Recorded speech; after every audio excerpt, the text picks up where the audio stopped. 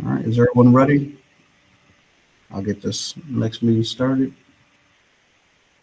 All right.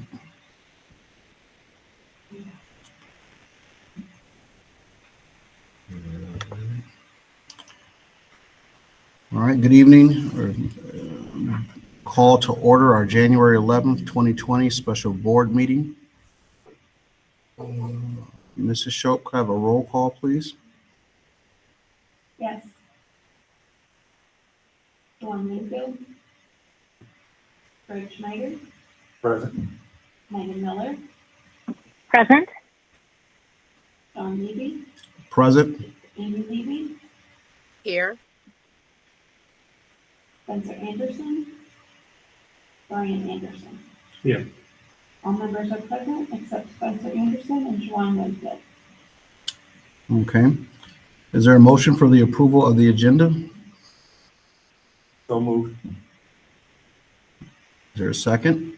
I'll second. Second. All right, been moved by Board Member Greg Schneider and seconded by Board Member Brian Anderson. Is there any discussion?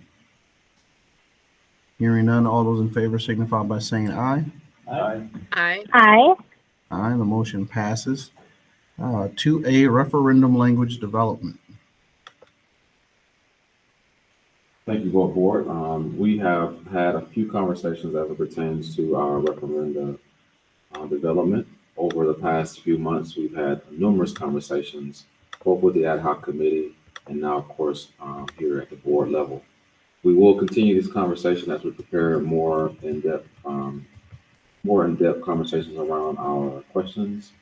But we have prepared a quick agenda to kind of run through to kind of get us to a point where the board can deliberate as it pertains to the language within our questions. I have with us tonight Mr. Mark Duff, who has been working with us in filling in our business services department. Kevin Mullen, who works with the Barrett organization. I was going to say organization because Barrett they just everywhere. And of course, we also have Lisa Boyson that's online with us tonight who couldn't be here in the room. So I'm going to turn it over to our presenters, and they're going to just recap a presentation from our ad hoc referendum committee, both from a high-level overview, and then, of course, we will dive right into some of the presentation conversations that we have for you tonight. And then we'll proceed with the agenda. Thank you.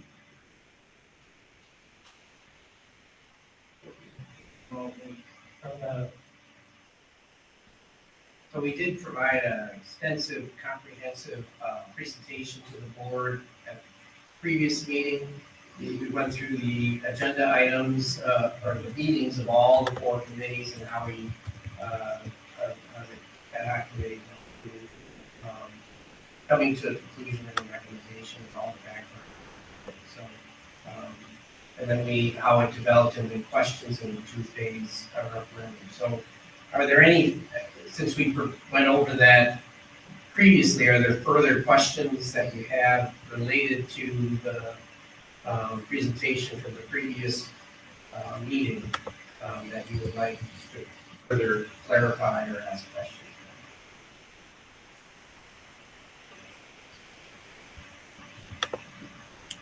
All right, I see Board Member Levy with your hand up. Will we be going over the questions and the clarifications that we submitted? Yeah, start there. So the questions that you all have submitted in that format, we do have those questions that I've shared. We can go over those questions. Some of them could be captured in the conversations tonight.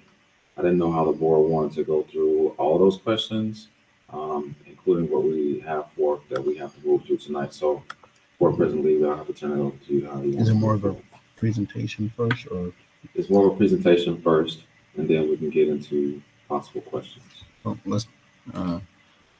let's proceed with the presentation part first, and then let's take all the questions. Again, like this is, as we said, some board members were not in the ad hoc committee meetings.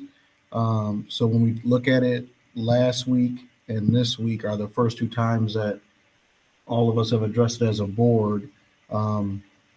So kind of be framed up again by the presentation, then we'll ask the questions and then make sure that we can get our language crafted. So we'll start the presentation. Kevin, you want the first slide? Thanks, Mark. Yeah, so just kind of as a stepping off point, obviously the board is considering a referendum. Anytime the board or the public wants to exceed the revenue limits, you need to go to the public to ask for approval to do that. And so that can take two forms, generally. A referendum to borrow money to exceed the referendum, and the payments would be above and beyond, or to exceed the revenue limit. That referendum would allow you to have your debt service payments added to your revenue limit. That's one form. The other form is an operational referendum if you want to exceed the revenue limit for additional operational resources. And that operational referendum can take two forms, and that's what we're showing here in this summary. So there are two types of operational referendums. One is a recurring referendum that provides additional resources for an unlimited period of time. So if you, for example, were to borrow or to ask for an additional $1 million into your budget, that $1 million would be added to your revenue limit base and would be in perpetuity. And so that's graphically depicted below. It shows, for example, in the gray what your existing revenue limit is, and then in year one, that crimson addition would be, for example, the amount that is asked for and approved at referendum, and that gets added to your revenue limit. And moving forward, it becomes part of the gray bar. It's part of your revenue limit moving forward. I think one of the nuances of that, in addition to not having a sunset, is that that's part of your revenue limit. So for example, in a declining enrollment community, school district, that revenue limit obviously gets reduced as your population or your enrollment gets reduced. So that would be part of that equation. And so over time, we talked about how the efficacy of that type of a referendum over time could start to go down because it's part of the revenue limit, especially in a community where, or a school district where there's declining enrollment, that would have that impact. So a recurring referendum is on the left. A non-recurring referendum is a referendum that has a sunset. So you define the amount that you're asking for approval for a specific amount and for a specific period of time. And so what's depicted down below is an example of a 3-year non-recurring referendum. And so that amount that's approved would be added in this situation to your revenue limit for 3 years, and then in 3 years it goes away, and you would either have to adjust your budget to that new level, or in most cases, it's understood that you would go back to the public and again to ask for that additional amount. The reason people, communities consider a non-recurring referendum is, back to that earlier example, the ability of that original amount to meet your needs can be adjusted after a period of time to meet your new needs, because there's a realization that there could continue to be additional needs or an additional need to look at what's required in 3 years. So it gives you the opportunity to do that. So that's the difference between a recurring on the left and a non-recurring on the right. Okay. All right. Board members, any questions? All right, I'm gonna throw one out there. This might sound silly, but I was looking at the chart, but now I got the understanding. So the recurring exemption, that's the maroon magenta part on the left.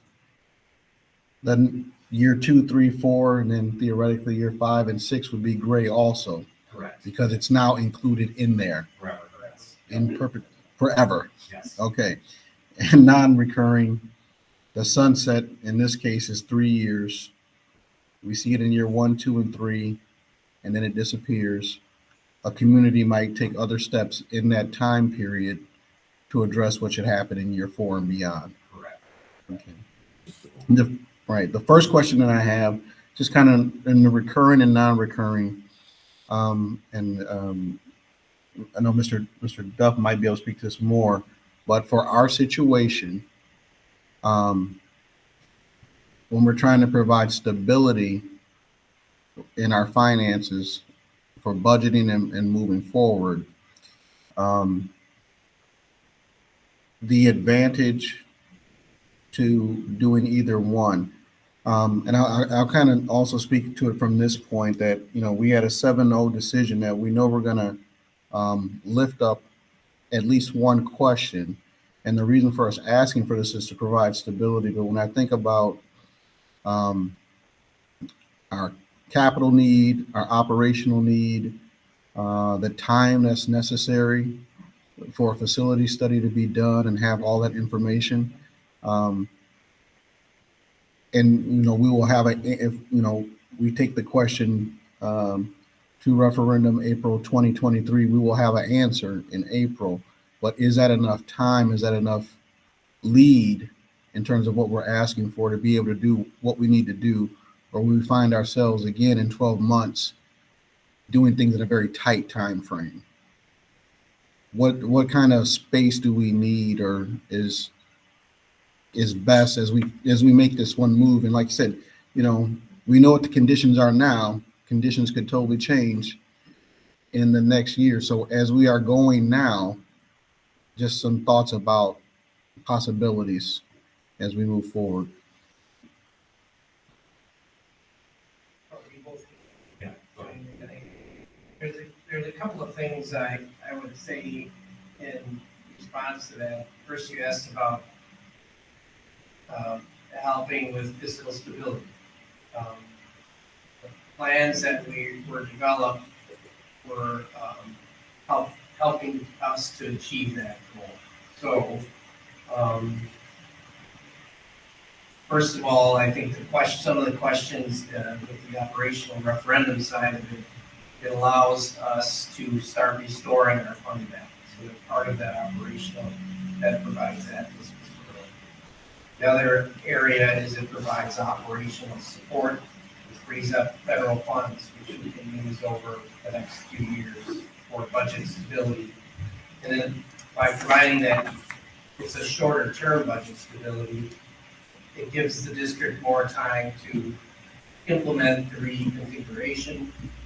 It gives the district time to come up with a comprehensive facilities plan for the district that is being considered, so that we can, this plan is contemplating a phase 2. So, you would have the option to go out in November of 2024, which would be the presidential election. That gives some time to complete the facilities plan and to work on a subsequent referendum question for phase 2. I think so. I do believe that the revenues that are provide a multi-year fiscal stability for the district, but it would have to be revisited. And then there was another one you had asked about, and then you asked about the time frame. Was there another? Well, I think I'll just say that, in some of this, it may seem like the questions are repetitive, but again, there's different understandings that are coming across. So like if we put a question on April 2023, that's not coming back to April 2024. That's 12 months. As you mentioned, the opportunity to come back, is it in this year, 2023, there's only one opportunity. But in 2024, it could possibly be April 2024 or November 2024. And so Numerous elections in that. Right. So more months, the time from April to November is more than 12 months. And that was one of the time concerns that I had about our ability as a board to be able to do different things. So that's a piece of information, something that was gleaned that was different from a greater understanding from me. So Board President Lee, thanks for the great question. So again, just for clarification, into tonight's conversation, of course, we want to approve the draft questions when we get to that point. But please note, like you just stated, and like I believe Mr. Duff is stating, this year, this is our last opportunity to have questions that go to ballot on April of 23. The next time we'll be able to go to ballot will be April of 24 and or November of 24. And so that's why we are at this point now, trying to get this question moved, or our questions or question moved forward tonight. Okay. So I guess before we move from this, other board members, any questions? Okay. All right, I next. just wanted to mention that November, it may seem like it's after the school year starts, but you can use the November election to affect the levy for the 24-25 school year. So you can have it, even though it's started, the levy is basically certified right around that election time, the way the laws allow. You can approve a contingent levy based on passage or non-passage. So this is way out there, you can discuss it then, but I just wanted to let you know there is a way that does allow you to capture it. Okay, thank you. Okay, then the other, I don't know if you wanted to go to the legal discussion now, or if the next slide was more just framing. This was a concept that was provided at the end of the board, or the ad hoc committee meeting, and initially presented to the board, but this would be, this is what the board can determine as far as the funding levels and how they work. It was the stable tax rate, the capital project question for improvements to the high school, and then there was the operating question. So that those were two different questions, and then we had the tax rate impact and the total amount of that. And in this situation, the operating question was considered as a one-year, non-recurring operational referendum. And I guess, I just want to reiterate, I think, your point. The reason for that, 1 year was that, we know that there's a need short-term operationally, but I think the board really, or the ad hoc committee with some, board input, felt like there was a need to still drill down and get, the long-term plan dialed in. And so this represented a good stepping stone into that process. And so that, I think, was the reason that the ad hoc committee had come forward with this recommendation. I would also like to note that in this conversation with the ad hoc committee, the overall synopsis was that this would be a 1 year, 1 year non-recurring, as you just stated. But we also have to note that there's other things that we are working towards that can stabilize our operational debt here in the school district.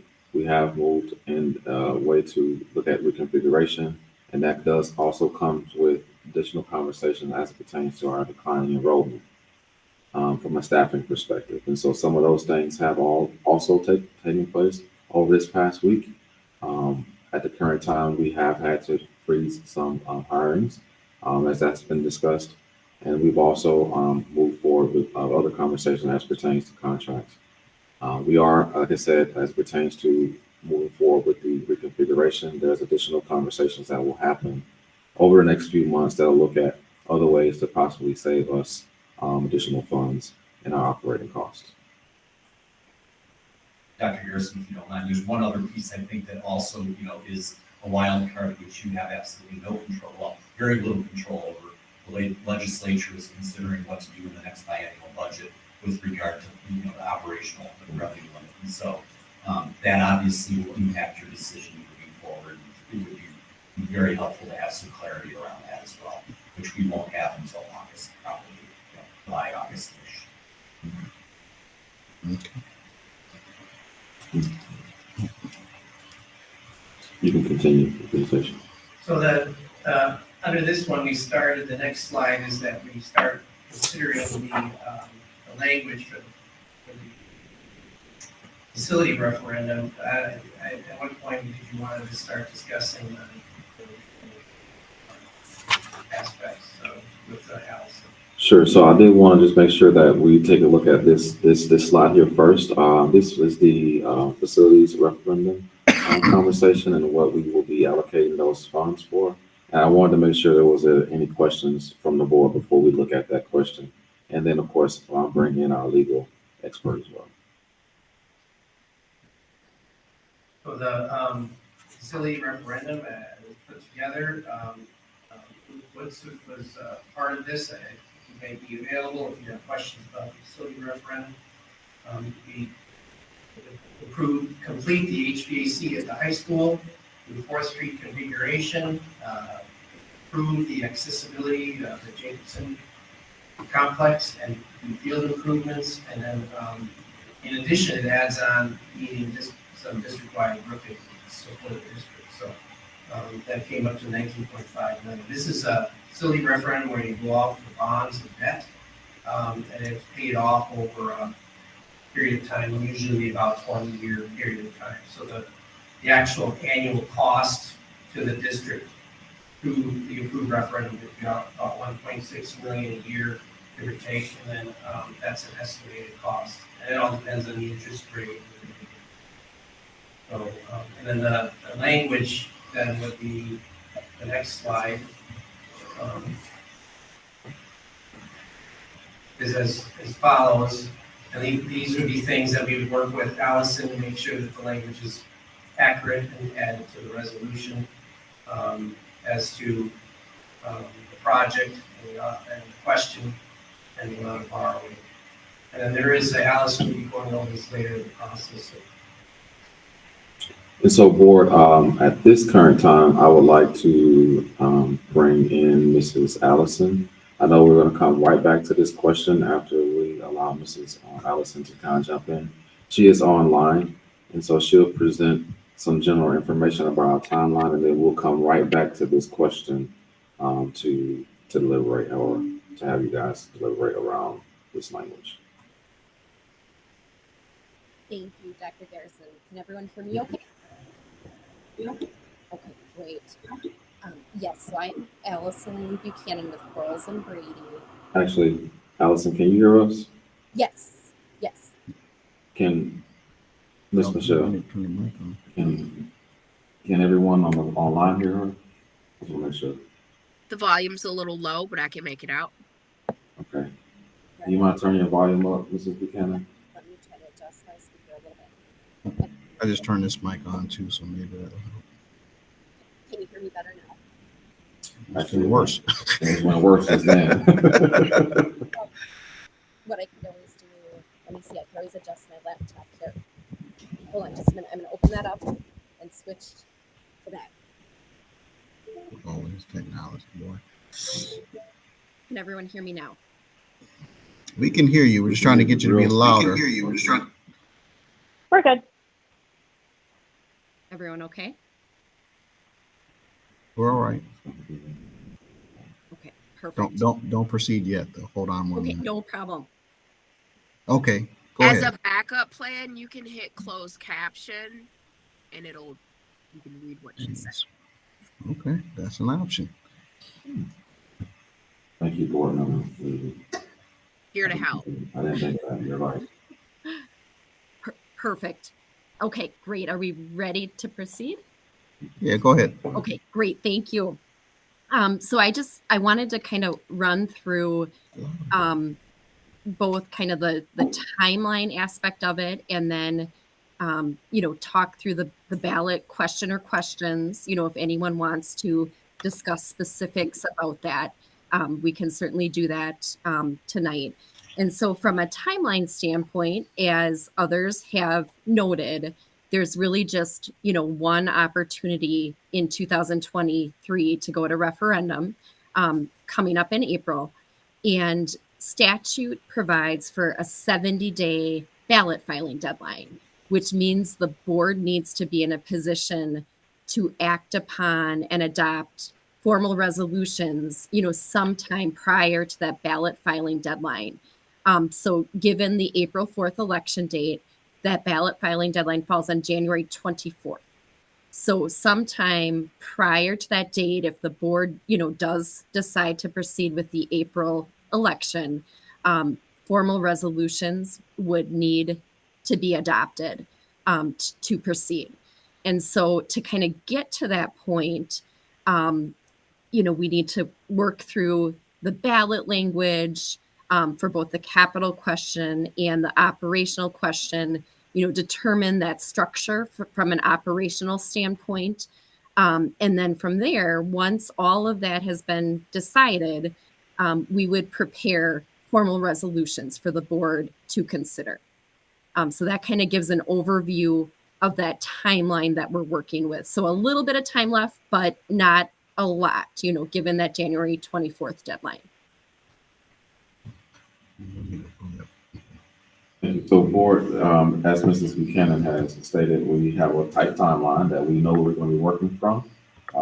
Based off of that timeline, we are on day 11 here, and we have about maybe 10 more days or so before it has to be at the commission. Naturally, after tonight's conversations and the language is approved and or discussed, we will be able to get that language back over to our legal, I should say to legal, and they will vet that question, get it back to us, and we'll be able to proceed to the commission with that question. Mrs. Buchanan, does that sound right? That's correct, Dr. Garrison. Yes. Okay, thank you. And so now we're going to go back to the question. I want to make sure we allow Mrs. Buchanan to kind of walk us through that timeline. And board, here's where we will lean into your discussion. If there's any questions about the question, Mrs. Schultz, do you mind putting the question back up? Thank you. If there are any questions about the question that you will see presented, or do you have free liberty to ask any of the experts here from the capital referendum question?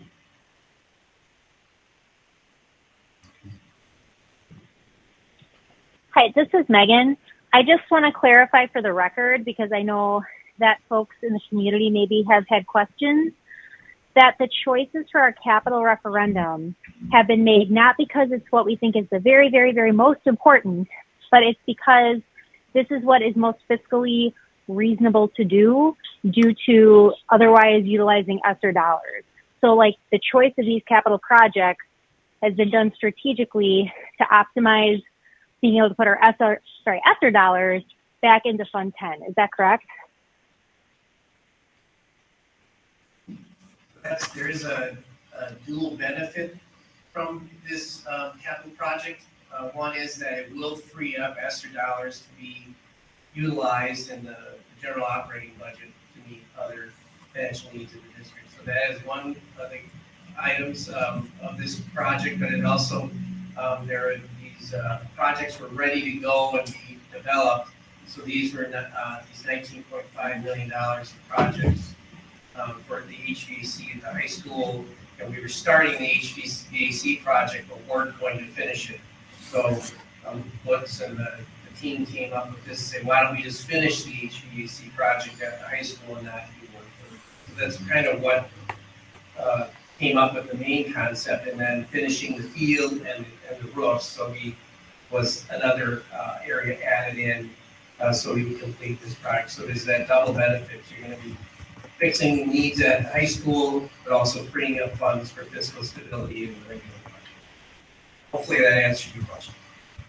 It does, and I just also want to add on that our selection of these capital projects does not stop our capability from taking on other projects in the future. Just because I don't want the public to be unclear, our prioritization here is financial, right? And just kind of what makes the most sense right now, but it's not saying we're not going to take on other projects in the future that people might feel strongly about. Is that correct? Yes, it was structured as a bridge until we complete a comprehensive facilities plan to address all the schools in the district with this comprehensive facilities plan for phase 2. So yes, you're right. Perfect. And I appreciate that strategy. Thank you so much for explaining that. Okay, Board Member Levy.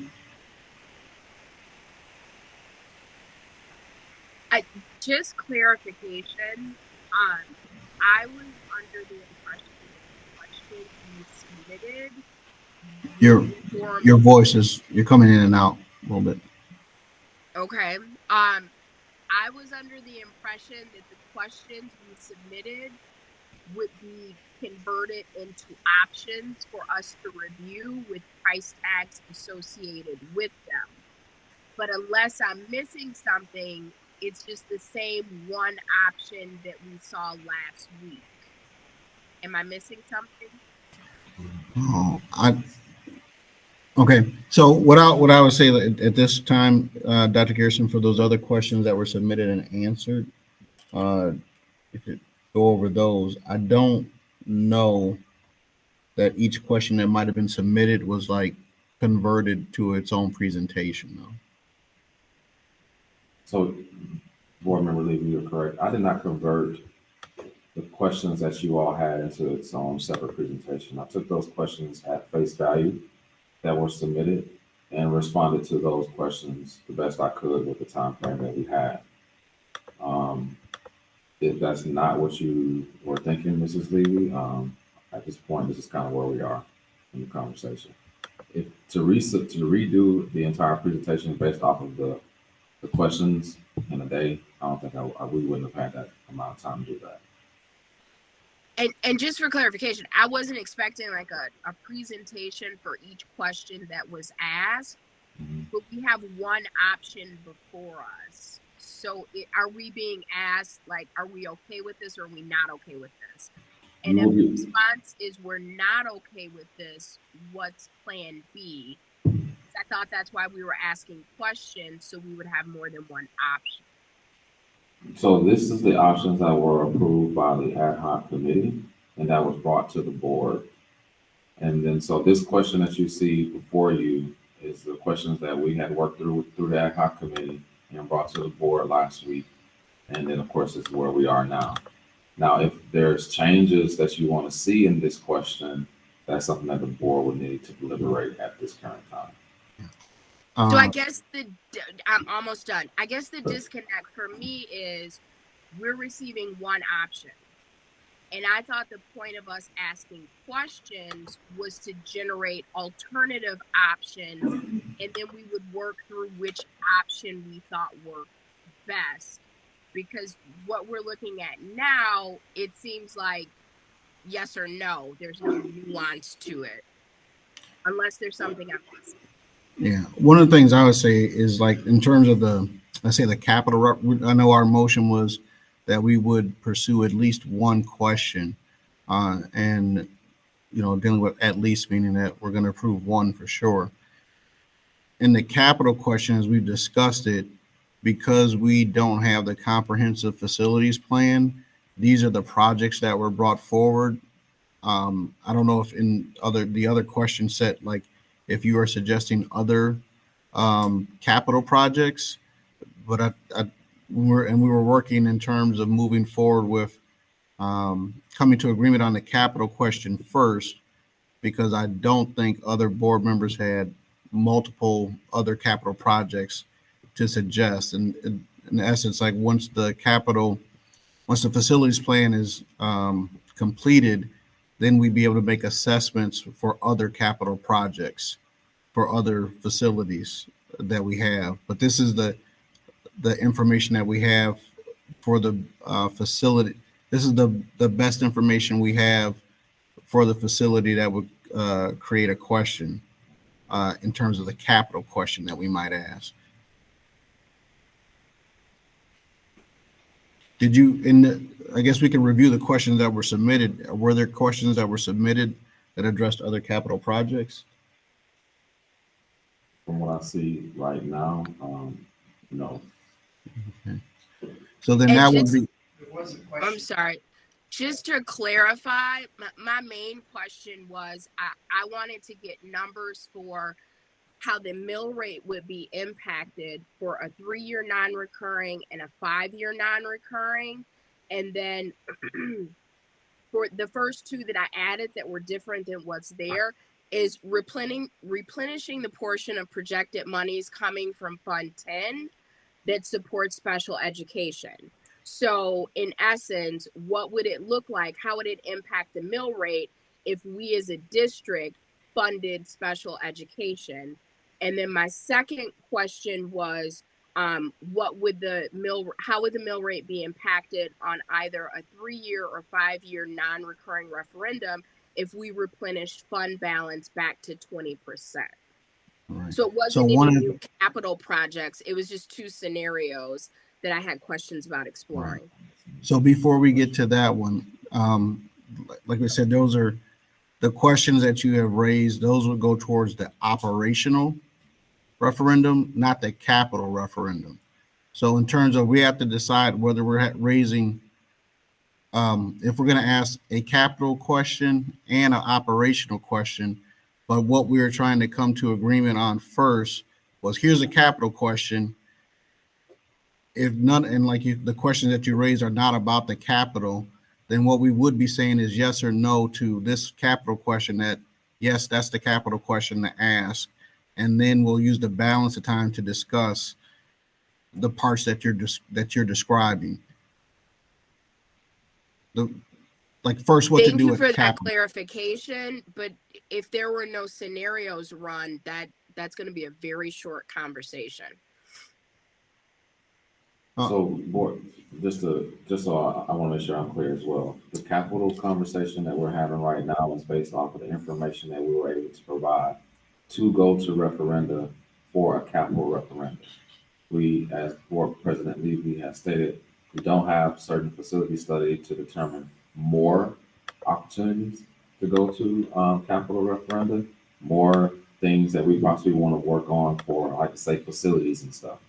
And so we don't have that information to go through additional fund conversations for the capital referendum. When we get to the operational piece, Board Member Levy, I can definitely go over some of your questions that you have as pertains to our, as pertains to fully funding or funding our special education department, and of course, replenishing the fund balance up to 20% when we get into the operational side of the conversation. But right now, as it stands, this is the only information that we have for capital referendum that we have presented to the ad hoc committee, along with to the board from last week, plus the conversation that we had with the ad hoc committee both in November and in December. No, that's perfect. So just for clarification, there are numbers for the operational side? Yes, that's in the next conversation, depending on if the board would like to move forward with this language for the capital, and then we'll move into the operational conversation right after this. Thank you so much. All right. So just for clarity then, this is the capital question. As we go, like, if we were going to ask this capital question, do we all understand what we're asking for, why we're asking for it? And is everyone okay with this question? All right, Board Member Anderson has a question. I think we made a lot of comments on what we want to have. Pardon the interruption. I'm very sorry, but I know now how to fix all the volume issues we're having. Okay. If we can take a 2-minute break, I think I can fix it. All right. Okay. Board Member Leave, I see your hand after Board Member Anderson. So after trying to address our technical issues here, I think that we'll make it through. All right. So Board Member Anderson, did you ask your question, or was it your question being answered at the time? No, I didn't quite get it out. All right. One of the things that we talked about through this whole process is providing a stable mill rate, right? Because that has gone down, but will very likely whipsaw, if you don't take the right actions. We talked about how we're in violation of our general fund policy. But when it comes to the capital referendum, there's a portion that we have from a previous referendum, that capital referendum, we prepaid significantly. So I guess I just want to know how much of those dollars would be in our general fund today if we hadn't prepaid and then turn around and have to ask for it again, basically. It's a great question. And so, well, it's a great question. And so we talked about back in the first slide how, those exceed questions are outside the revenue limit. So that capital project, the borrowing for that capital project was outside of the revenue limit. So as your revenue limit was going down and state aid was going up and taxes were going down, we knew that there was a need for facilities down the road. We used non-revenue limit dollars, those to prepay your debt service. So that's not money that you decided, does it go in the general fund or do we prepay debt? It was just money that could only be used for debt service. So you accelerated debt service in an attempt and with a plan to stabilize your tax rate moving forward. So as your revenue limit was decreasing and that tax rate was going down, knowing that you had needs in the future, you were prepaying debt, which was non-revenue limit dollars. So those were the resources that were being used, or that was the pot that was coming out of. So it did not take money from the general fund and allocate it to prepaying resources. And I think that's a really good distinction. So thanks for asking that question. Does that make sense? All right. So just another reinterpretation. When we paid down, when we did the defeasement to pay off the earlier capital, that came from, that was money that was outside the revenue limit, like you said. It's not like we took money out the general fund to pay that down, and now we don't have it. It's not like you took resources out of your operational from paying, daily operations of the school district to do that. It was a decision recognizing that this need was here moving forward, and it allowed you to increase your debt service payments in an effort to stabilize the tax rate at a level that you knew was a self-sustaining or a sustaining level.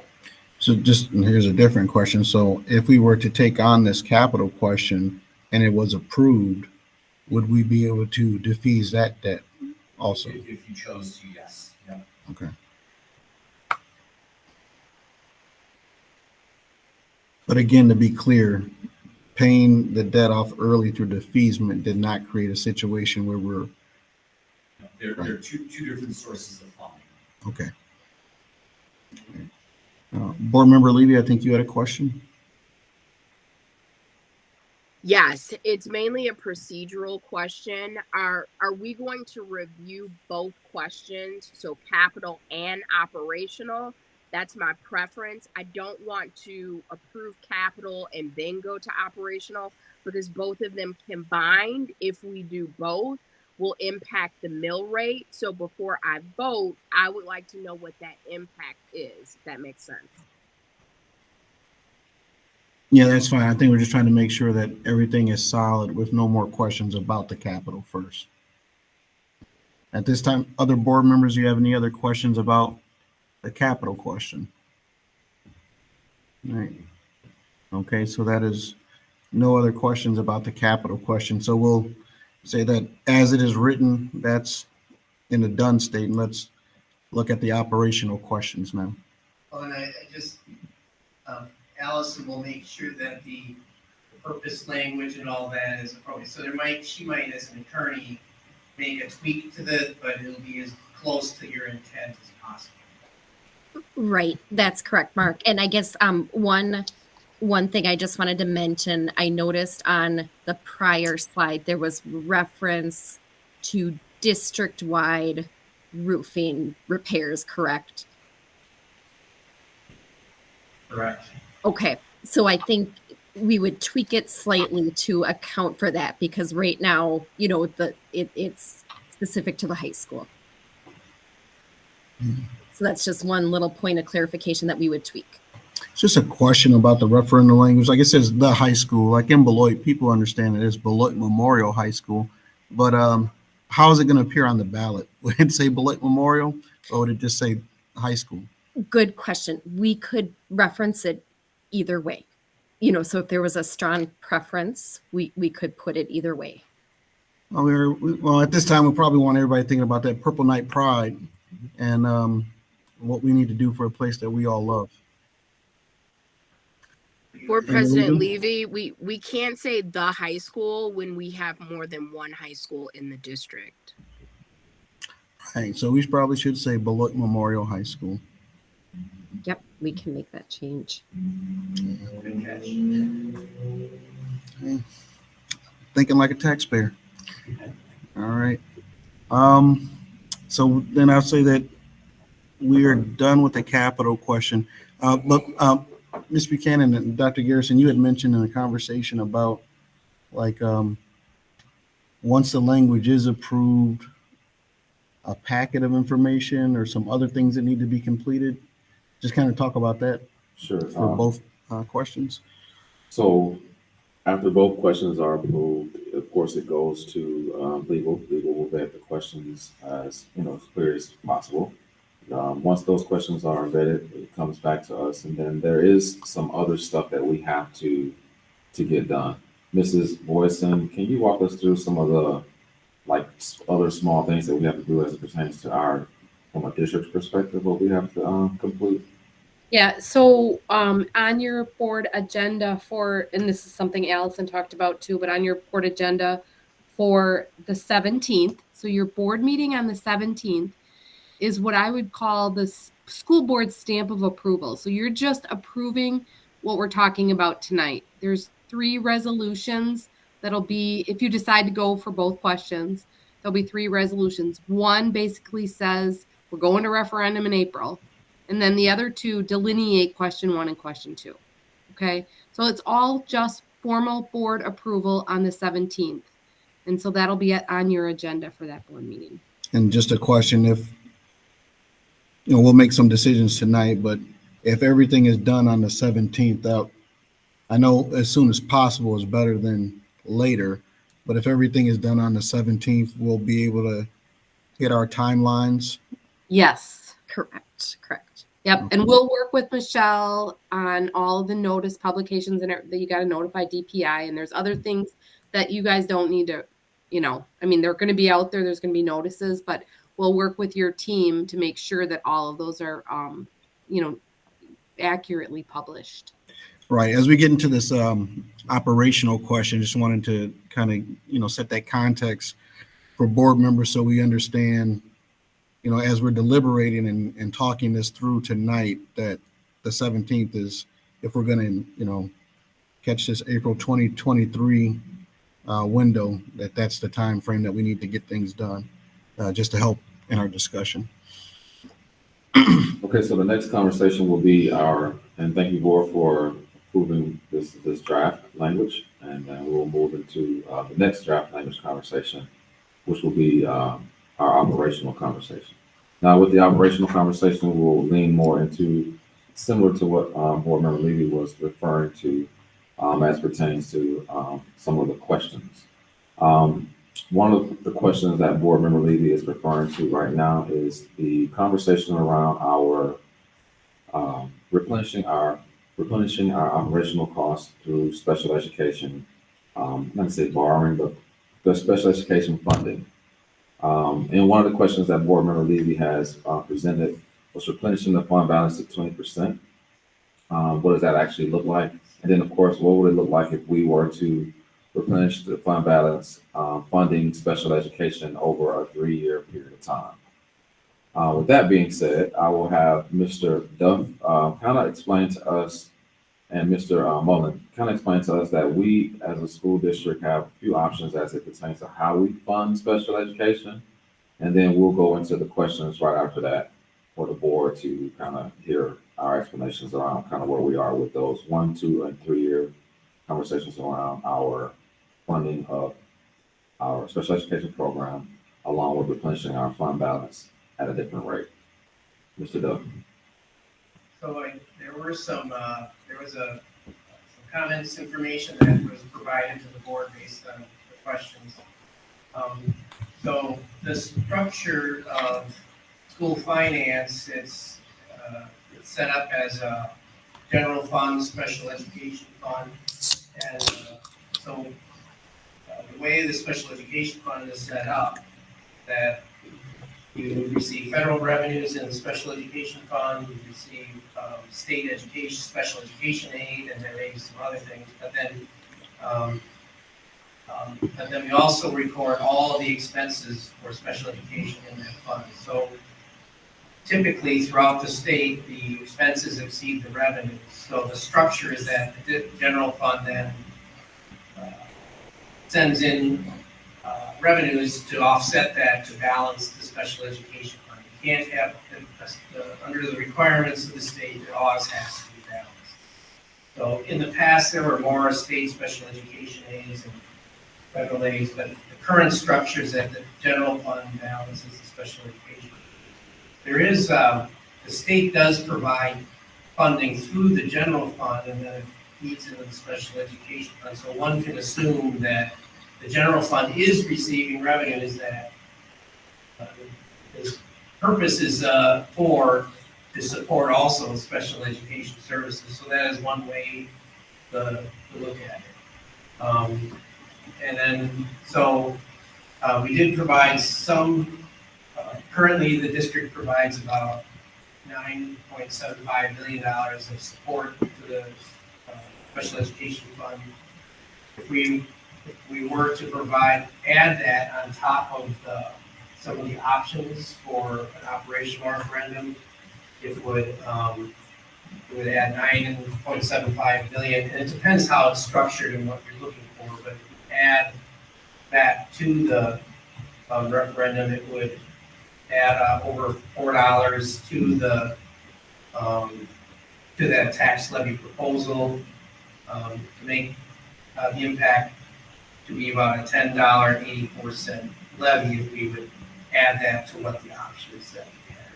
But it depends how that is. But then that would also mean that if you are fully funding Fund 27, it means you have that much more of the general fund and additional funds as well. So you need to keep in mind that it's technically 10 and 27 are one big fund, but we separate them for district county purposes.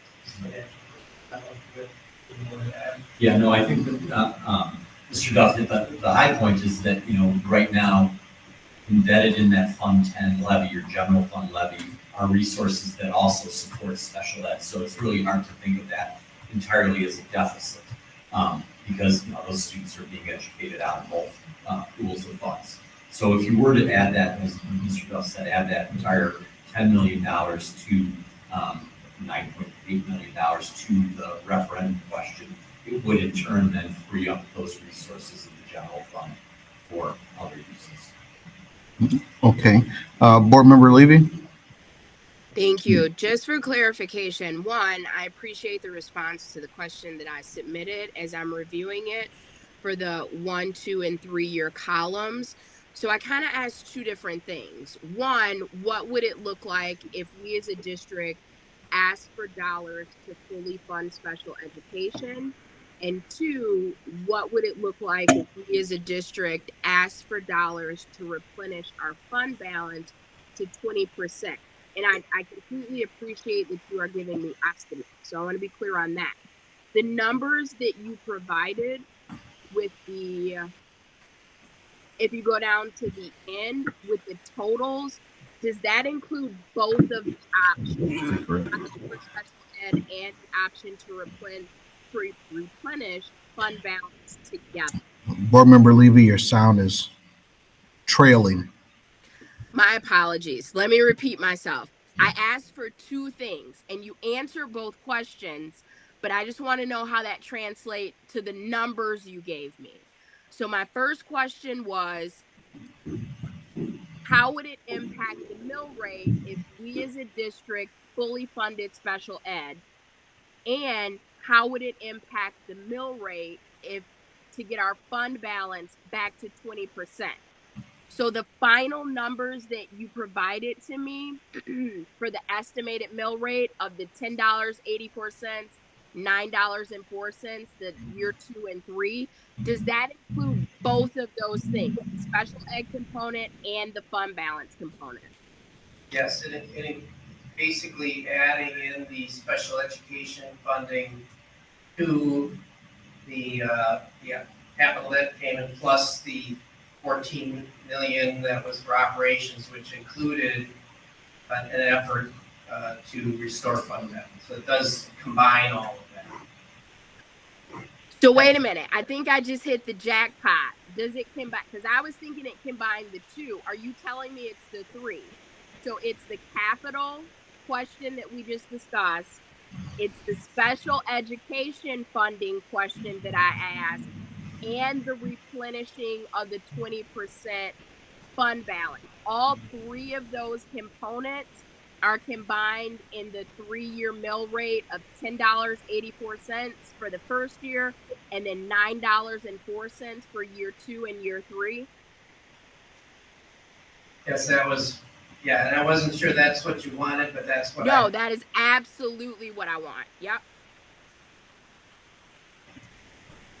So our current mill rate is $4.78, so this would jump that quite a bit from if that was it. And Board Member Levy, that's also, again, that was not necessarily 100% discussed in the ad hoc committee conversation. I just want to make sure I know that as well. What we brought to the ad hoc committee conversation was that we would be looking at replenishing our fund balance to a certain percentage. And then, of course, we would be looking at operational conversations in the area of technology, instructional services, and of course, our Pupil Services Department as well. So if we were to do, or if we were to look at what you presented, it would definitely increase our overall conversation from 478 to, again, 1084, and then 904, 904. The other question that I had that I want the board to consider is, but fully funding special education over time, it'll definitely increase over time as well. So that's something that we would also have to take into consideration. We wouldn't like it to be just a flat rate that's going to come in every single year for our special education department, because we can get more students that's under special ed, and they can Find more of them. yeah, Child find. that number can keep going and going and going. Therefore, your taxes could look different pretty much every year if we fully fund special education. Yeah, thank you so much for that clarification. So and stop me if I'm putting the horse before the cart, but this, Wow. from my perspective, is the dream scenario. It puts the mill rate back to approximately where we were, and we get 3 things. So we're asking our community to shift back to where we were. So 1084, which I believe our mill rate was like 1010 for the first year. The second year it would go down to 904, and the third year it would stay at 904. So for me, I think this is the ideal bridge package until we can get the district stabilized. And what we get for that ask, unless I'm understanding it incorrectly, is the capital items that we've already discussed. We will be fully funding special ed, and we will be replenishing our fund 10 to 20%. So thank you for pulling those numbers together so we could see exactly what we would be potentially approving. So let me just, I want to make sure I'm correct, and Mr. Duff, you can actually explain this as well. When you say the numbers that you've given us will also cover capital referenda, I think you're looking at the capital debt payment, not all of the capital referenda that we would need to fund this first year. So the $19.5 billion would be represented in year 1, 2, and 3. Again, Mark, you can explain to me if I'm wrong. It wouldn't be fully funded in year 1, 2, and 3. We would just be paying off our capital debt in these 3 scenarios, year 1, 2, and 3. My bigger concern is what happens after year 4 and 5. And so we start down the road trying to fully fund special education. 4 and 5 is also just as important to me as is year 1, 2, and 3.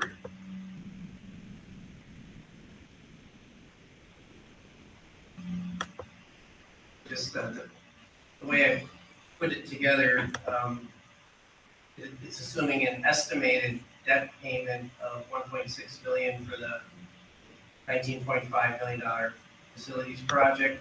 and that would be paid off over about a 20-year period. So that would Not a be, big deal. that would Really? continue that 1.6 million for 20 years. So that's that first 3 years share of that.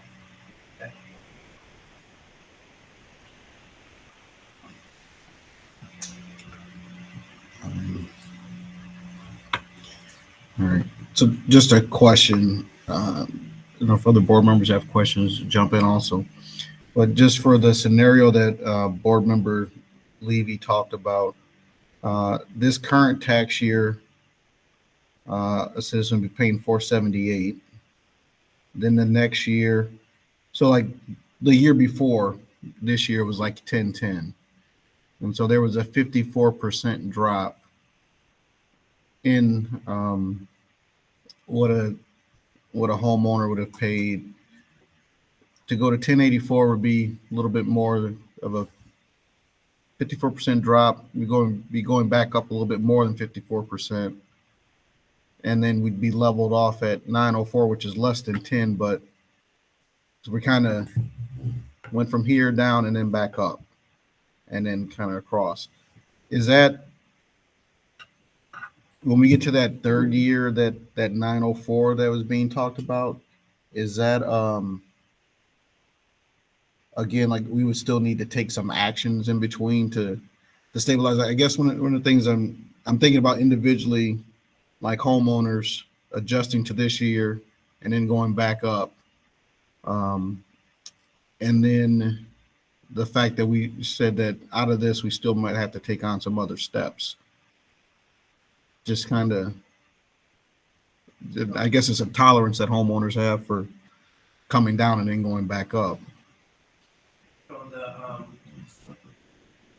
just a couple of things that we do have a sophisticated forecast model from Air that we use, and we didn't have time to put this whole model through. So there's extremely complicated impact that can provide variances to the tax rate. This was more of like for discussion purposes, an estimated impact by saying, well, this is the total value of what tax cost divided by our property value. That's the levy impact. The state does provide aid, which could impact property tax. Change aid. We could have enrollment differences that impact aid. We could have voucher. All these different things that impact it. For discussion purposes, that's how. This is not as solid of a forecast as. Right. But you are correct that if you do a non-recurring, then after 3 years you have this about a $23 million cliff after that expires, and you'd have to go back again so you could have it go up. So you'd have the whipsaw where you went down 50%, now it doubles, and then in a couple of years it could plummet to $2. If another referendum isn't passed. But the other thing is we were contemplating a phase 2, which you would layer on the facility improvements onto that. So we wanted to save some tax levy capacity to fund our facility improvements in years 3, 4, 5, and out. So that was part of the 2-phase plan, as we want to be able to reserve levy capacity to fix our buildings. So strategy wise, when we were kind of saying, if it's 478 now, continue for a year at 478, when the full consideration, working with someone like school perceptions, being able to accurately survey our community to understand what to ask for and where things are at, having a better understanding with more analysis is kind of the space of, well, you might not go for everything right now. One other point that I want to make with regard to going back to that tax rate that was 1010. So this past year, we had kind of a black swan moment in the state of Wisconsin with regard to property values. Property values across the state on average were up 14%.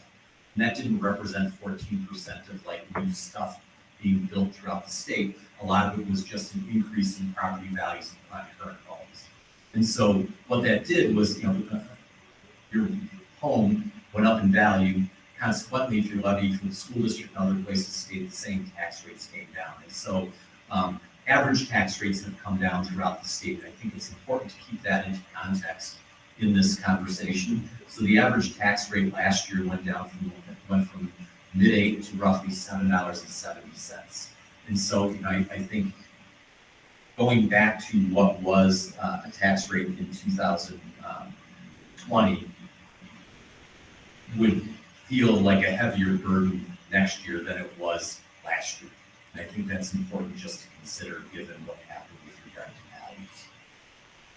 Right. That's kind of what I was saying, is that, if you're coming down from like 1800, right, if you're coming down from, let's say, 1800 and you're going down to like 800, and then you're jumping back up to 1800, individual taxpayer, looking at their own taxes kind of, but if we don't do anything and 800 turns into zero, and then we ask for 300, people feel like you're taking 300, Exactly.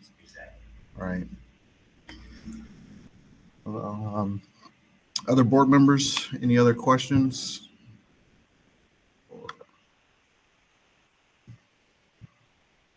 So, okay. All right. Can you put the question back up again? I just want to make sure that that's also still there for. Yeah, the previous one just showed how we're allocating about $7 million to fund balance restoration and $7 million towards operational programming and curriculum and technology and things like that, identified on that list that can be discussed if you have questions about that. So that was kind of where we were at with discussion. But then here is the question.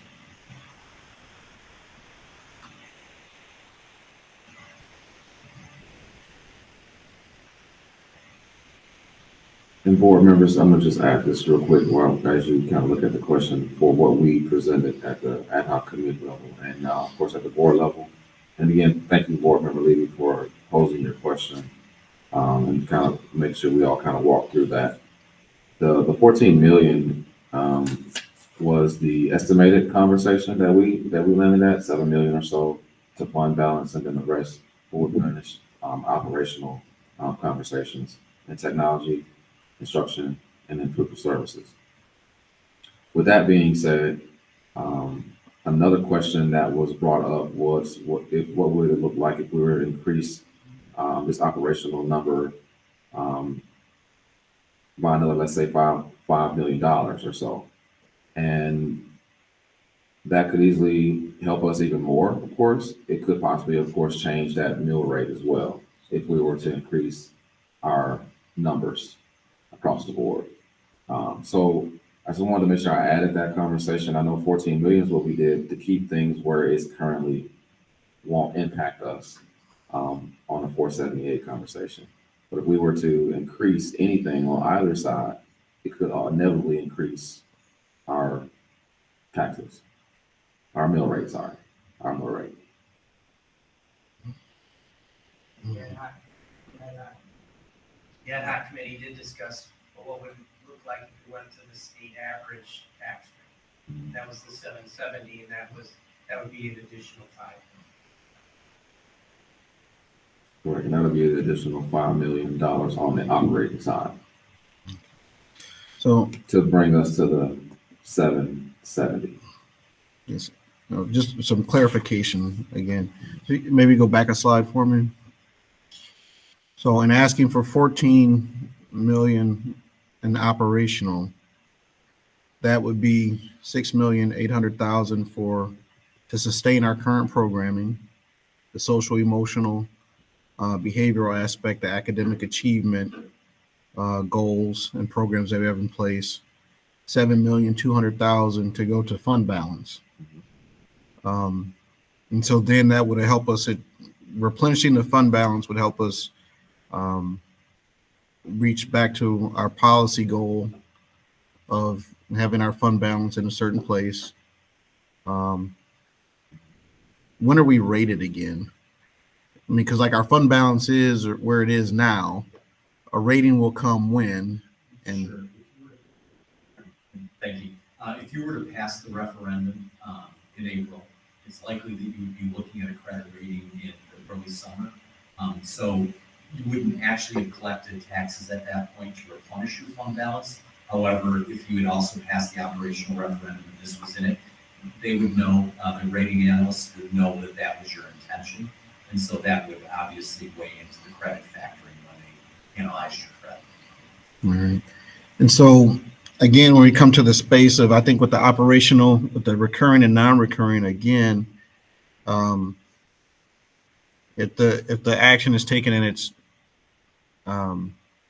it's non-recurring, so this is the 1 year part, what would be necessary again to be prepared for November 2024, the different activities of analysis and budget, other actions, and then like other work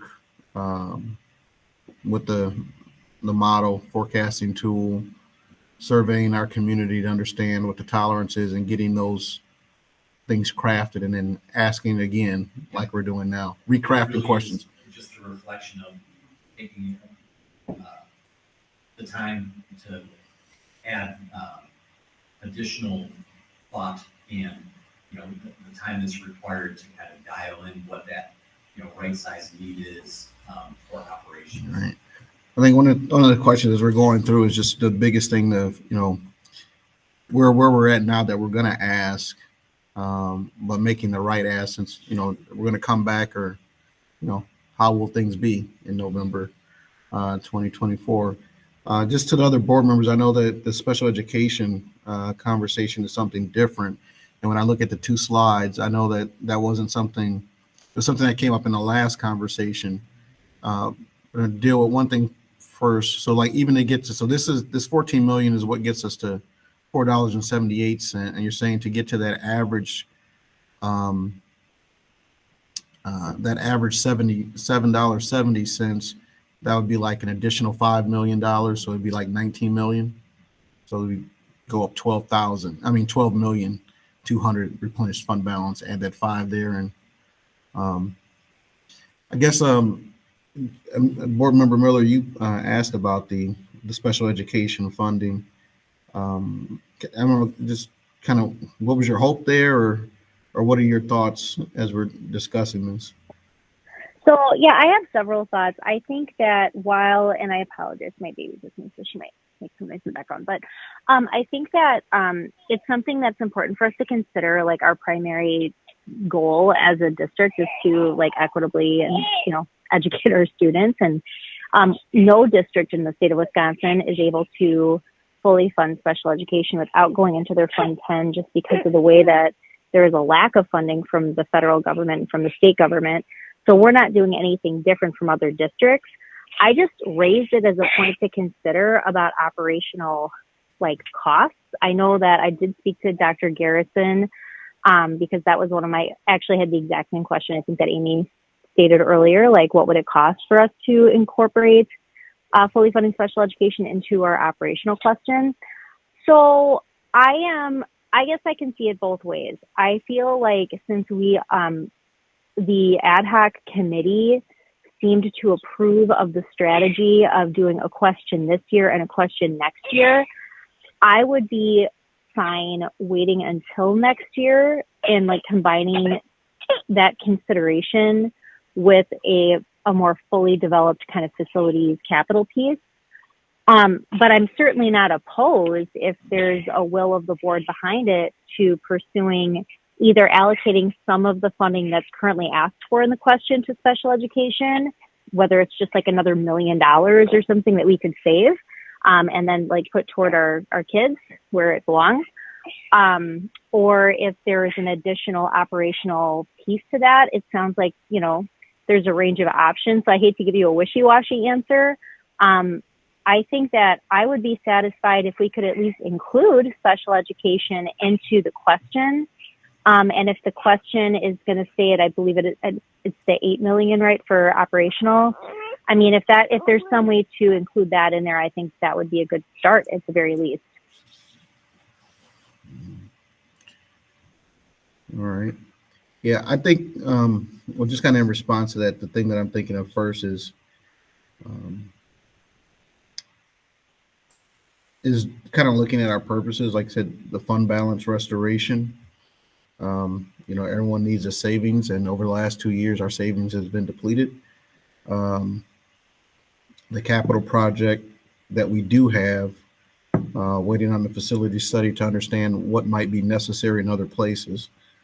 And then, like you said, funding of special education is an important part. And I think as board member Levy said, if, hey, for 10,080, when we were at 1010, for 74 more cents, you can have all these things. That's one space, but I kind of, like I said, that missed opportunity to go from 1010 to 1084. But like I said, we fall in that $4.78. It should be like over $1,000 for some taxpayers this year.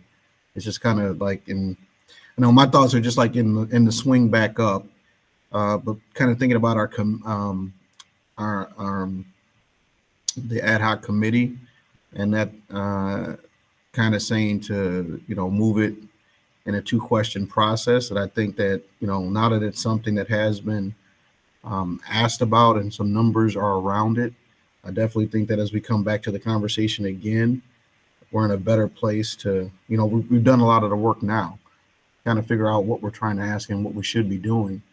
That's kind of where I'm at right now in terms of, but those are just some, like I said, just some of the thoughts that I'm having. I'm trying to figure out where we should be or what we're thinking about. Board President Levy, if I may, just to piggyback on your comments, and then I think I'm good. I'm also sort of vacillating in between.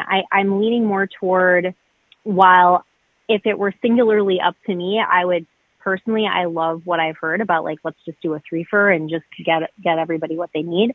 But if the strategy is to, we did reach out to the community to form an ad hoc, and I think that it is a gesture of goodwill to like stay in line with their recommendation. An additional piece in looking toward that special education kind of part of the question that we've been discussing is to continue to advocate and to say, like that's one thing that we can consider for future WASB resolution, to reiterate that the state really should live up to its promise to fully fund special education with a 2/3 reimbursement. I know, but also, that gives our constituents, I think regardless of what we decide, that is something that legislatively we should be advocating for, educating our community about, and hopefully garnering the attention and buy-in that we need from our community so that perhaps next year that is something that could more viably, become part of a referendum question. So, I think there's like multiple prongs here. Like, I think there's like our advocacy as an entity to the state. I think there's our advocacy as a district and as a board to our community about why this is important. Because that really would not only help with, obviously it's important to like rebuild fund balance, but of course it's important to fully fund educating our, most vulnerable and highest needs population of students. So in conclusion, I'm cool waiting until next year, but I really appreciate where board member Levy is coming from, because it really would be ideal to be able to just knock those 3 pieces out. Yeah. I don't know. Let's see, board member Schneider, you had a question too? Not a question, more of a comment. Having spent my career in special education, I know what the consequences of the funds and the amount of money that's coming out of the district budget to cover those costs that the federal government promised to do. But as I'm looking at this 1 year piece, what we're hearing from the community is academic achievement and improved social, emotional, and behavioral issues within the schools. And that's where this focuses on right now. This is what the community is asking for. I agree that we should continue to make known that the federal government has never fulfilled its promise for special ed funding, and look at that next year and how we can fit that into a different resolution as we move forward. But I'd like that this one is really focusing on what the community is asking for, which is academic achievement and improved behavior within the school district as a whole. So it's serving all children, whether they're in special ed or not. And I think this is where we need to start with. Okay. Board Member Anderson. Yeah, so I just have a few thoughts too. I think, all of our goal is to make sure we can pass what we approve, right? I think so part of the work is approving one question, two questions, right? Recurring, non-recurring, multiple years. But we have to be mindful of what we think we need to improve. And I think there's a couple things that we need to be mindful of. I think I voted we have to do a referendum because I think we need one simply because of a lack of action in years past, right? We can't undo what something happened 5 years ago or 4 years ago or yesterday, right? So I think we certainly do, and I think the ad hoc committee proves that out. But I think we also have to prove to the taxpayers that we've done our due diligence as well. So I think that being said, we don't have time to prove that out before our deadlines. We talked earlier about our deadlines. I can tell you that work is happening and the preparation is happening for that, but we're not going to have the ability to prove it out dollar for dollar before we ask the taxpayers to vote, right? Right. But so what we have to do is we still have to give the public an idea of where we're going. And one of the things I would say I couldn't support a referendum that's more than 1 year because, again, we need to come back a year later and say, hey, we're asking for more. Here's how we spent the money. Here's the 16 steps in expense management that we did, and we need to show that we're good stewards of the funds, right? Now, how much that money needs to be, we've got a couple options on the board. Megan talked about priorities, and we'd love to add special education. We'd love to add, the dollar amount can be discussed. But I think from a priority standpoint, I think we need to look at some of the items. For example, on the operational cost list that shows that roughly 6.8 million, there's 18 items on there that make up that 6.8 million. 13 items are for academic achievement, and I think everybody up here would tell you, absolutely, let's get what we need, academic achievement. We all preach it every day. I don't think there's any issues. There's one item on there for professional development that's $1.8 million. What I would tell you is when you have a short-term cash crunch, and that's what we have, that's what we're asking the public to fix, I think we got to find ways to, what are the things that we can pull off the table immediately? And so I think that's got to be part of the discussion too. That's not on the merit of any one thing on the list. I'm just saying that one sticks out because it's nearly 2% of our annual budget. And it's what we're seeing makes up the $6.8 million shortfall that we're asking the public to fund.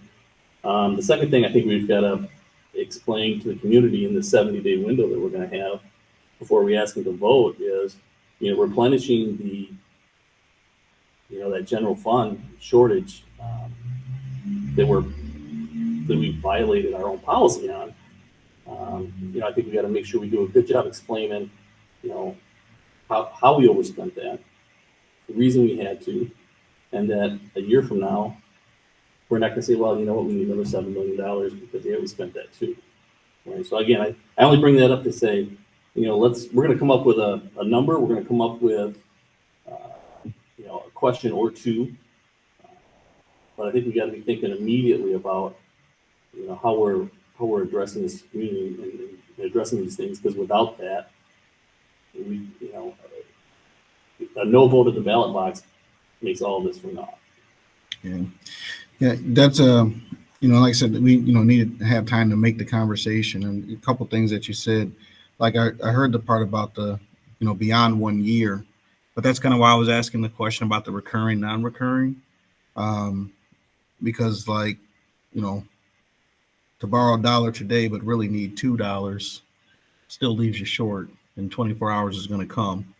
And so as we look at that time frame, but again, like I said, the things that are in the past are in the past, or before many of us got to the board, but we got to make actions because we're the people that are here now. And even at the same time as we're making this decision in January, we've started things like administrative contracts, rollovers, 1-year contracts coming, reconfiguration, freezing hiring, and then other right sizing actions that we're going to end up taking between in February and March and April.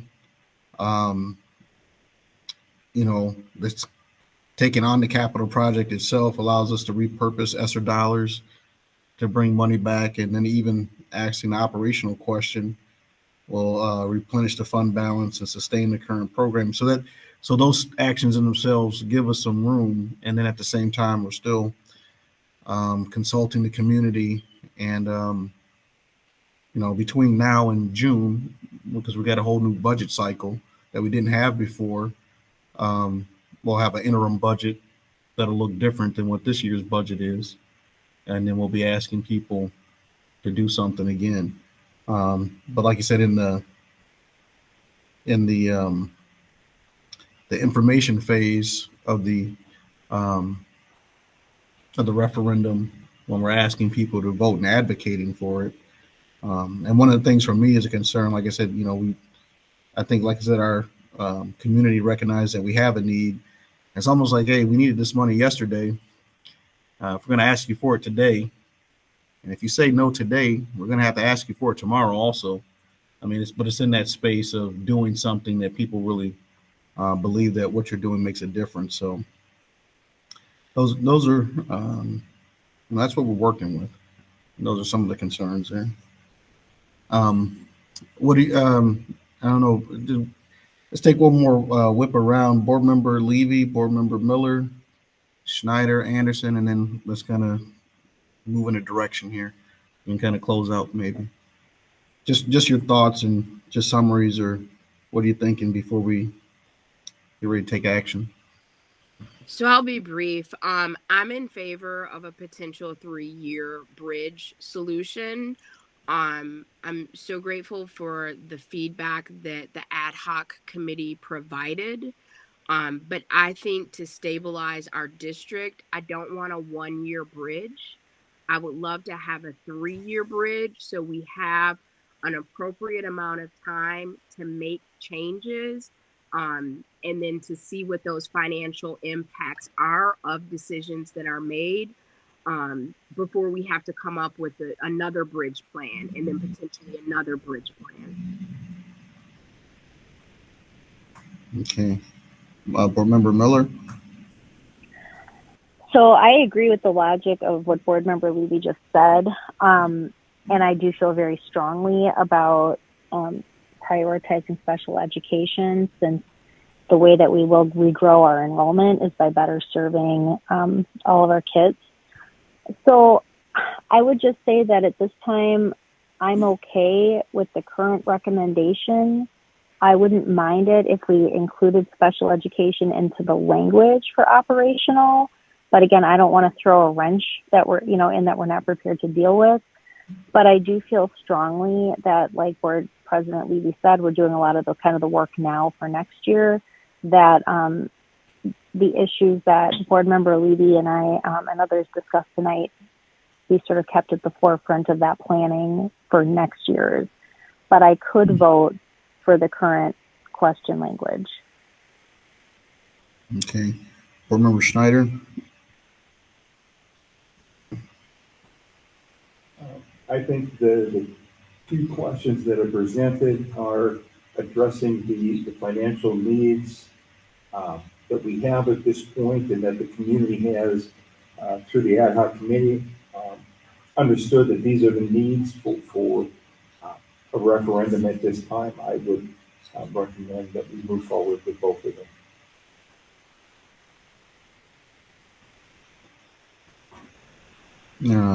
Board Member Anderson? Yeah, not much to add from what I just said on my soapbox, but I think supporting the capital referendum, I think, can be very popular. No issues there. I think the operational referendum, is probably the right amount. How they get spent, first, once it reaches the general fund, at least the replenishment part of it, that's more of a budget question that we get another chance to look at through the budget process, right? And that's something that we'll have to be accountable for. So I think the two questions as presented can have a possibility of passing, and I can support that. Okay, well, the first thought that I have is kind of just I'm trying to figure out where where we're all going to land. Uh, Board Member Levy, listening to you, I it, just a question to you. When you say 3 year, to create a longer bridge, is that more so like if you're in a crisis because you need something now, in 1 year you're kind of still going to be in the same place? Are you just trying to create more Yeah. room between? For Okay. example, the measure we just took to do the 1 year contracts, that has a fiscal implication. There are certain things that we cannot change immediately, and that's why I am in favor of us having a longer runway to get the plane off the ground, so to speak, knowing that there are certain financial changes because of commitments that we've made to staff, which is our biggest expense, that can't be immediately changed. So that's why I'm in favor of having a 3 year plan to bridge us while we reevaluate, and that takes into account contracts, that takes into account reconfiguration, and things along those lines. So I just think it's prudent to have a 3 year plan versus a 1 year plan. And finally, not that the 1 year plan is bad, I just think the 3 year plan is better, and that's what I support. Right. One of the things I'm thinking about also too is just kind of, and we can have differences of opinion, but as we're moving forward, because we all agree that we need something, and I kind of think what it is right now is talking about like how long of a space do we need. I'm concerned also about the 1 year aspect of it because there's only, there's only so many things that can be done in 1 year, and there's a space for it. Yeah. Go ahead, Dr. Garrison. Sure. So I think, based off of, and again, one of the things that our school district is responsible for is, again, fiscally managing our funds the correct way. And so we are at that conversation as we kind of grow through these next few years. The referenda opportunities help us, put us in a place where we can be fiscally strong. Not necessarily sound, but fiscally strong over not just next year, but if we look at if the board decides to go into multiple years, more years. I'm hearing some dilemma around the special educational funding piece. The $9.75 million that we will be asking to replenish on a 1, 2, or 3 year plan on a recurring referenda. Non-recurring, thank you. Non-recurring operational referenda. At 9.75 million, I think that probably gives people some pause. Again, increasing our mill rate to 1084 after 478 this year could possibly lead people to, believe that that's a big jump. And so if the board would necessarily want to change this number to something lower, naturally the mill rate will be lower. That makes sense? And so right now we're saying replenish it at 9.75, but let's say we would ask the public to replenish, let's say 2 million or 3 million. It will change our mill rate from 478 to, let's say, anywhere between 6 and 7 if we were to do a much lesser, a different number there. And so I'm not trying to confuse the board at all, but I also have to make sure that other conversations are, kind of brought into the conversation overall. If we were to do the $5 million ask, it would move us up to that 7.770 number, as Mr. Duff had explained, as an example to the operational piece. But if we were to stay under that, it could, keep us below that. Or if we would leave everything alone as it stands, we would remain 478. Yeah. I would kind of say, kind of coming back to where I'm at in this and having heard the other board members tonight, I'm kind of looking at 3 as is. And when Megan kind of with the special ed being, hey, let's get that in there next time. Board member Levy with, a 3-year bridge is 3 years of runway is better than 1 year runway. I guess I can go with, like I said, I understand 478 and then an action.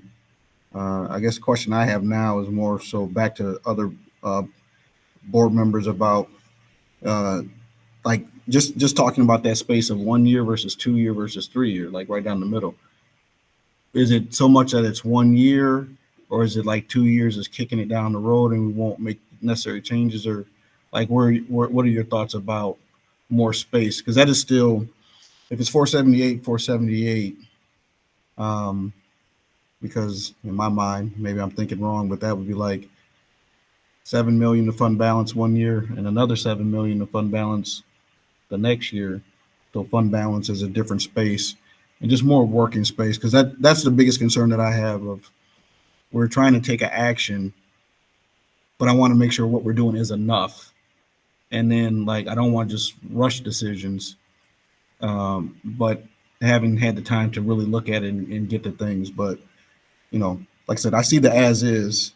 I see a 3 year, and is there space at 2? Where are people at? I'm asking.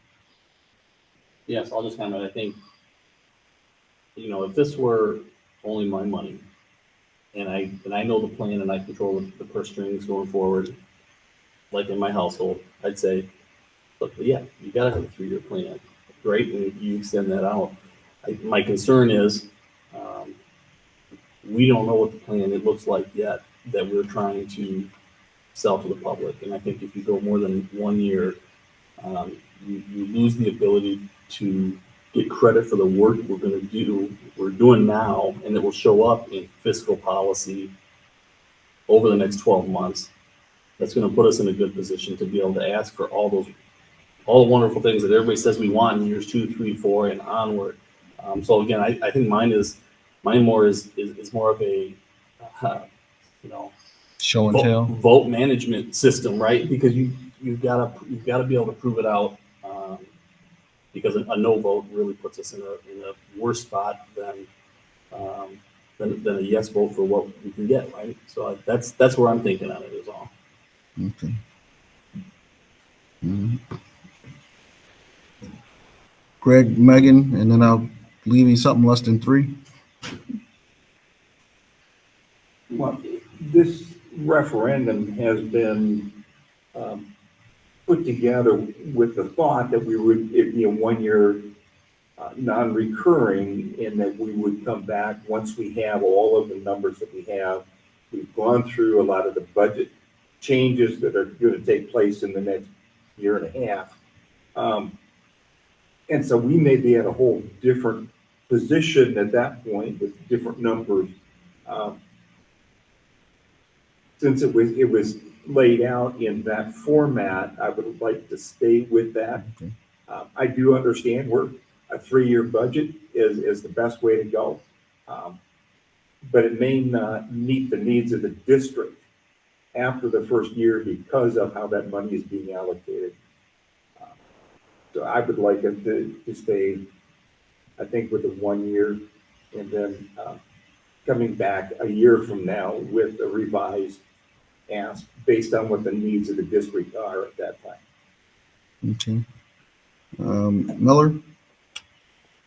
Yeah, so my hesitation with doing a 3-year without having the comprehensive facilities plan is if we did, and I apologize because I'm going to misstate the numbers probably, but when board member Levy was asking about the 3-year, it was like 1080 something, and then it drops down to 9 something, and then 9 something. So that doesn't leave us a lot of wiggle room for any other like necessary facilities projects without like significantly going over, I'm assuming, our that kind of like $10-ish range that we were coming from this year.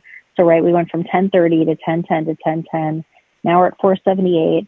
I would, if we were like good, like kind of I think what board member Schneider was just kind of saying, maybe from a different perspective, like if we were going to be good to go for 3 years with 10, 9, and 9-ish, I would support that. I feel like we need to get the full facilities plan though, because if we're 10 this year, like this next year, I mean, and then all of a sudden we get our facilities plan back and they're like, oh, hang on a second, we've got to do blah million more dollars in capital stuff.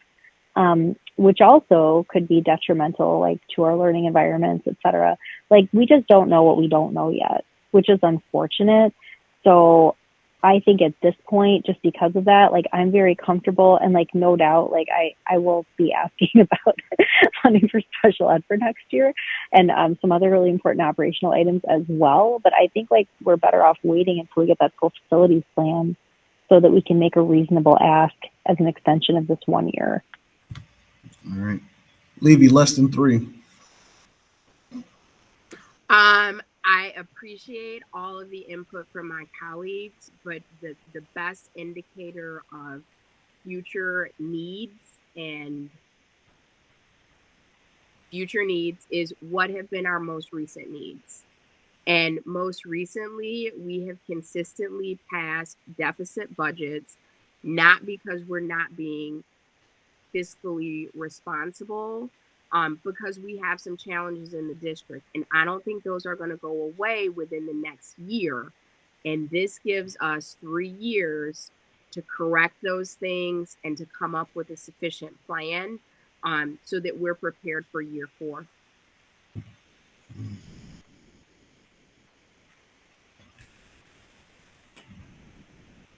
Thank you, Ward. I do have Mr. Mullen and Mr. Duff, just kind of working through some conversations around a possible 2-year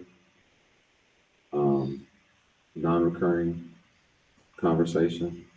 That was not something that we had prepared for.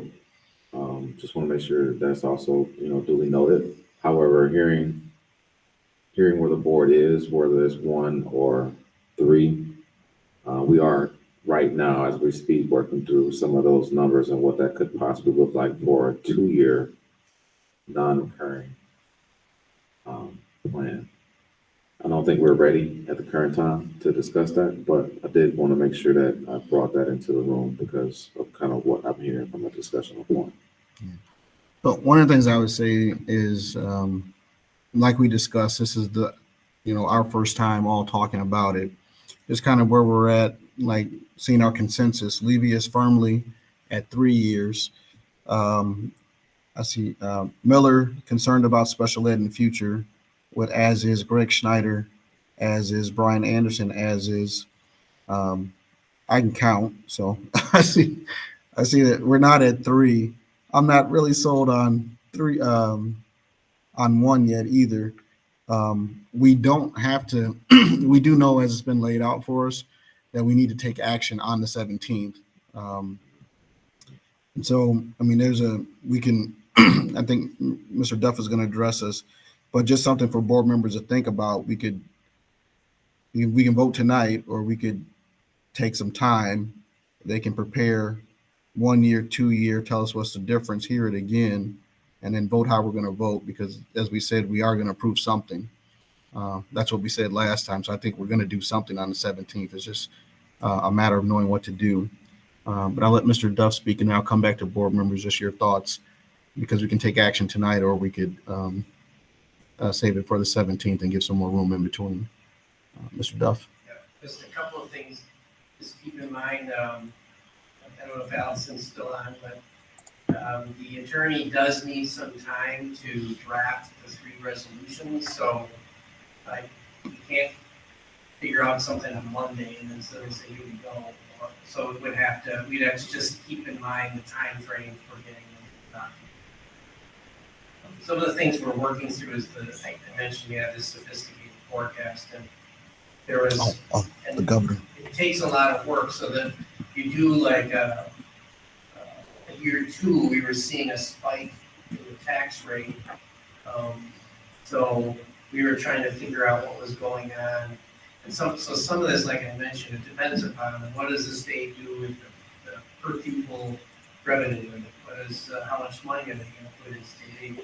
So some of those factors impact. I think I mentioned this at a previous meeting. One of the issues we have is if you're generating a tax levy but using it for fund balance, you don't get state aid on that because you didn't spend it. The state aids you on how much you spend. So if you reduce spending, you're spending less. it's just the nuances of the way the rate formula gets. That's actually why we were having declining tax rates, because we're spending on the fund balance and they were eating it, even though you weren't taxing. So there was, sorry if it's getting too complicated, but we were trying to work on that. It could, like, so there's a couple of options. One is you kind of go 14 and then 10, 10, something like that. Which would bring it down to maybe $5, but we're not sure where we can't predict right now where the tax rate will end up. But the board ultimately has the authority and power to set the levy at a rate based on what the goal is. So you could, what we did when I worked in Racine is we authorized 18 million, but we had a policy that said you have to have a stable tax rate, and we levied to keep a stable tax rate. So we under levied even though we had the authority to go higher. So you could say, we're gonna levy at 10, but you could, we're gonna authorize 14, but we're gonna levy at 10 to keep the tax rate stable. That is the board's ability to do that. And we did that by having a board policy, directive to the administration that you will not submit a budget unless it keeps the tax rate stable. So I was just, so I'm sorry if I rambled on too much, but those are some options that the board has. The board has the ultimate authority, the ability, if a referendum were passed, to maintain a stable tax rate by levying to keep it stable. If the authorization is greater, you can levy less. And I think Mark explained that very well.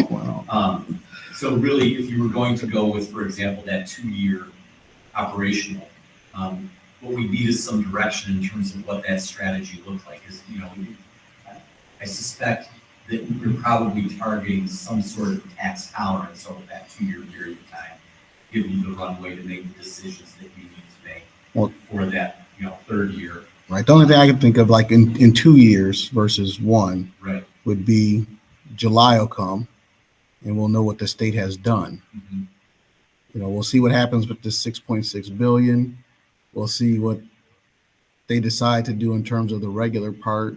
So there's the 6.6 billion extra. What might we get from that? There's what they're actually gonna set. And then, we got that 3.6 OPEB that's there. And that, to me, that's the difference of what 1 year tell us more fixed numbers will be in place versus a decision without fixed numbers.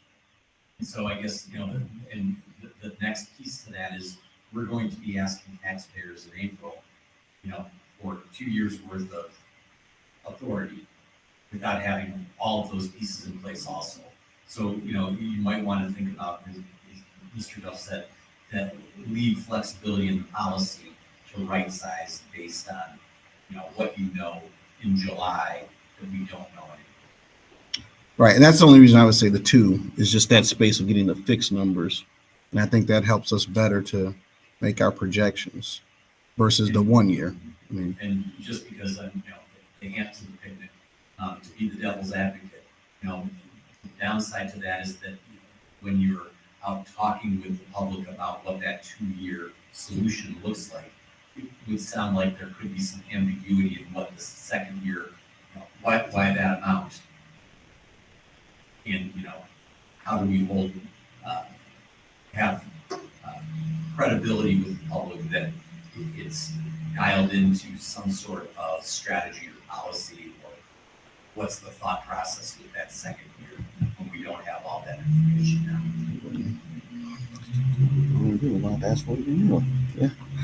Yeah. Okay. I don't know, board members, as we've been kicking it around here, 8:30. A couple other things. We can vote on these tonight, or we can come back on the 17th, have them look at the 2. I don't know if those other thoughts have changed anybody's idea, or we can kind of move forward. Board member Levy, I'll let you jump in first because you have a question. Yes, thank you. So one, I just want to say thank you to the team for being responsive and crunching the numbers for a 2-year option. I'm out here at 3. It seems like the will of the board is at 1. but I would love to see where we land with the 2-year option, because that may be the best of both worlds with giving us time. The thing that makes me hesitant to just approve a 1 year is if we say this is what we need, but then it's not enough time for us to see the results of changes that we're implementing, then I think that would impact negatively a phase 2, which we've all discussed that is needed. So that's my only hesitation. And thank you for coming up with the numbers for a 2-year option. Much appreciated. I would be more comfortable, since we have until the 17th, with us holding off and reviewing one last time on the 17th and then voting. Allison, If I may- Allison, can you tell us how that would work though with the legal documents? Sorry to interrupt, but would we put 4 resolutions on the agenda and then they would just skip the one they don't want to adopt? Yeah, that would certainly be an option, Lisa, to kind of come prepared, with both options. I guess the one other thought is discuss, come to a, consensus conclusion on the 17th, and then there still would be a little time, to schedule one more meeting, but it gets really tight, I would think we're trying to get done on the 17th. We don't want to push it any tighter. I think that as when I'm looking at the board members, and so I asked a question to the other 3. You can write additional questions. There's a week for them to prepare numbers. This is 1 year versus 2 year. Do you want to vote now, or are you okay seeing that, or does it not make a difference? Hey, this is Megan. So one of my major holdouts between 1 year and 3 years is just like honoring kind of like the spirit of what we came up with the ad hoc. However, I appreciate Board Member Levy, what you just said. And, one of the things that we've kicked around a lot as a board about our district's progress is like Rome wasn't built in a day, right? And I agree that the most important thing we can do for sustainable fiscal wellness is to give ourselves some breathing room to like show results so people can see that this is a worthwhile investment. So I would be in favor of waiting until the 17th at this point, and taking a look at what that 2-year piece might look like, because I really do feel like that is in line with what we discussed as the ad hoc. If we're going to segment this and go like request number 1 or request number 2, I agree that it gives us a better chance of passing part 2 if we can show the value of what came out of kind of round 1. Okay.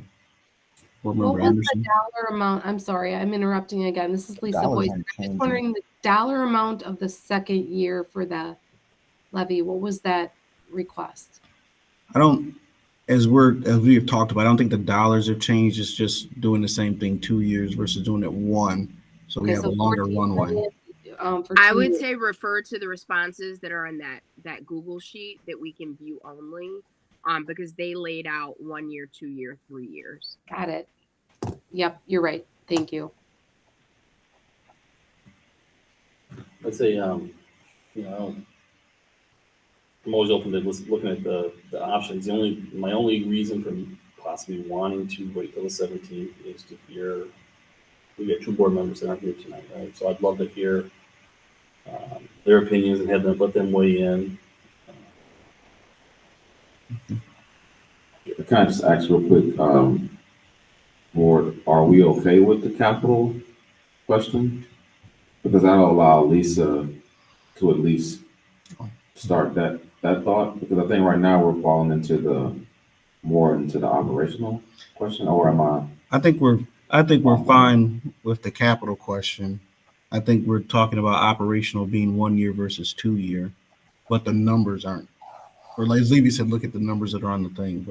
And then what I'm thinking about, maybe I might be totally different. I have to ask Board Member Schneider here, but it's just like this. If we did it for 1 year, it'd be 478, and this is what we can do. If we did it in 2 years, it'd be 478 both years, but we'll know this much more, and it could have a possible impact towards what we need to do next, is what I'm thinking. And then you'll show us that we'll approve our capital. Um, and then we'll get the operational, and I think we're going to have 2 questions, and we'll be done on the 17th. And then those other 2 board members will weigh in, and we'll take our vote and go forward. And that's kind of what it seems like we've talked about. Board Member Schneider, your thoughts? The 17th is cutting it pretty close to the deadline when we have to get it in. So the only difference would be between the operational would be whether it's a 1 year or a 2 year. That's my Other than that, they'd be the same. So it's changing just, I think, a few words in it for Lisa to come back with both options so we can choose from it and then approve those questions then and be ready to move on. I just don't want to wait till the 17th and then send it to the attorneys for. No, we'll have it drafted up for the 17th. We'll put 4 questions on the ballot, and 4 questions on the agenda, and then you'll skip the one that you don't want to approve. Yeah. It'll be a little bit more paperwork on the legal side of things. My question is, and I apologize because I don't have the Google Doc in front of me, but is it 478 then for 2 years? Or is it year 1, 478? And It could be anywhere from 478, Lisa, to 5 or something, because I'm not sure if we can hold 478 for 2 years based off of our request. Okay. That makes sense. Yeah. Our request, money is not like a constant force. We got to become TPI and cost of living, and there's so many things that's going to weigh into this number. And yeah. So with a 2-year non-recurring, we'll just have to work on communication in terms of how that's going to affect the tax impact. So we'll work on that. Okay. So kind of summing us up, we kind of know where we sit with the with the 2 questions. We're going to see what 1 year looks like. We're going to see what 2 year looks like. The questions will all be prepared for us. The full board will be here. And then we'll make our decision on that, and then we'll be done.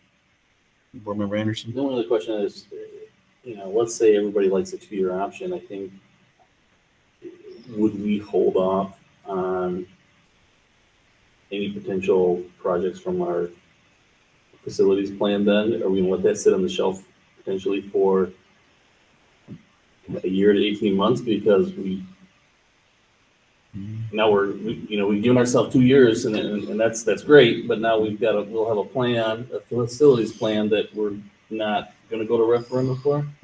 We can still go to referendum in the fall of November for a facilities project. What we would not do in the fall of November is put a levy in for debt. We'd have the levy go the following year. So we have a little flexibility in terms of when that new debt payment on the second phase of the facilities would work. So I think we'd have flexibility there. Just my initial thoughts. I don't know what Kevin and Mark think. I think it's something we have.